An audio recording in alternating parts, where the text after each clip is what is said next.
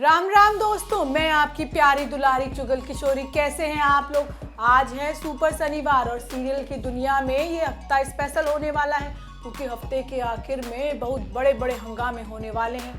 अनुपमा में इस हफ्ते माया की पोल खुलने वाली है, तो ये रिश्ता क्या कहलाता है में अभिमन्यु ने अपना मन पक्का कर लिया है। तो वहीं गुम है किसी के प्यार में काकू यानी कि हमारी भवानी सही को मनाने के लिए कुछ बड़ा करने वाली है। अब ये तो थी शो की हाईलाइट और अब चलते हैं फुल डिटेल में और रोज की तरह चलते हैं अनुपमा के मोहल्ले में और जानते हैं कि वहाँ क्या हो रहा है।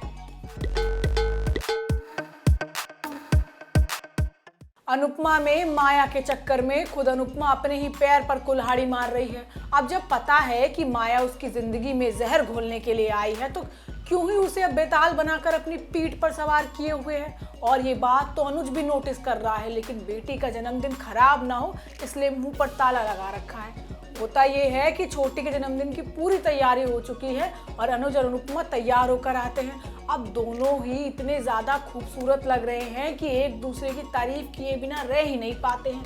दोनों के बीच इस उम्र में भी कूची कुचल रहा होता है और दोनों का प्यार देखकर माया को तो जलन होने लगती है। ऐसे देखती है जैसे नज़रों से ही खा जाएगी। तभी शाह परिवार के सभी लोग भी आ जाते हैं और आते ही बरखा बा को सुनाने लग जाती है कि आप तो पक्का यहाँ तमाशा देखने के लिए आई होंगी। हालांकि दोनों की बहस पर अनुपमा फुल स्टॉप लगा देती है, जिसके बाद अनुज छोटी के बारे में अपनी फीलिंग को बताता है कि वो उसके लिए कितनी ज़्यादा मायने रखती है। माया और अनुपमा दोनों मिलकर छोटी की एंट्री कराती हैं, जिसके बाद हर कोई छोटी पर प्यार बरसाता है।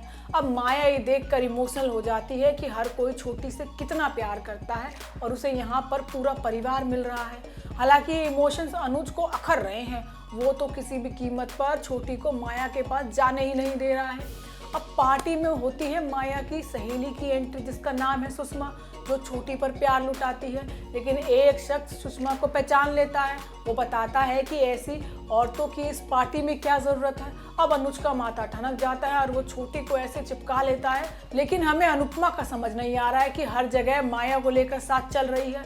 अपनी स्पीच में भी माया को धन्यवाद बोलती है, जिसे सुनकर अनुज का तो मुंह बन जाता है। लेकिन आने वाले एपिसोड में आपको पता चलेगा कि जो माया है ना, वो अनु की माँ ही नहीं है, माँ तो कोई दूसरी है।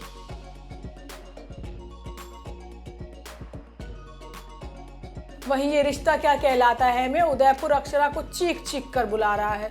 भगवान ऐसी परिस्थितियां बना रहा है कि अक्षरा उदयपुर जाने को मजबूर होने वाली है।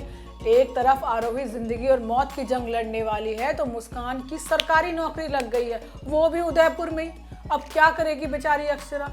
होता यह है कि आज नील का जन्मदिन है। मंजरी और आरोही दोनों मिलकर पूजा की तैयारी करती हैं।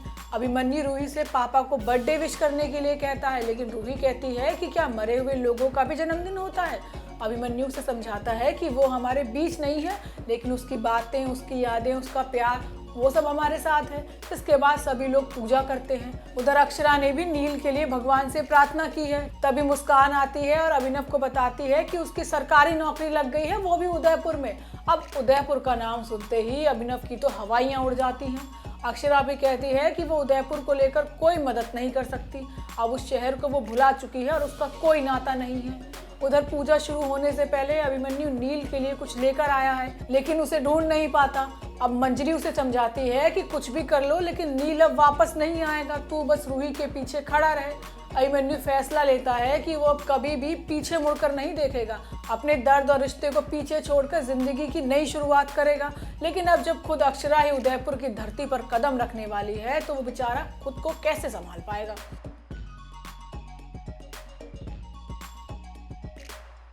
वहीं गुम है किसी के प्यार में सई और भवानी आमने सामने आ गई हैं। भवानी तो सीधे तौर पर धमकी देती है कि केस डालकर अच्छा नहीं किया, लेकिन हमारी सई ने तो डरना सीखा ही नहीं है। वो कहती है कि वो अपने वीनू को वापस लेकर रहेगी। होता ये है कि पूरा चौहान निवास वीनू के लिए महाशिवरात्रि के मौके पर पूजा रखवाता है और मंदिर में भोज भी करता है। अब इसी दौरान सई भी उसी मंदिर में पहुंच जाती है जहां पहले से पूरा परिवार है।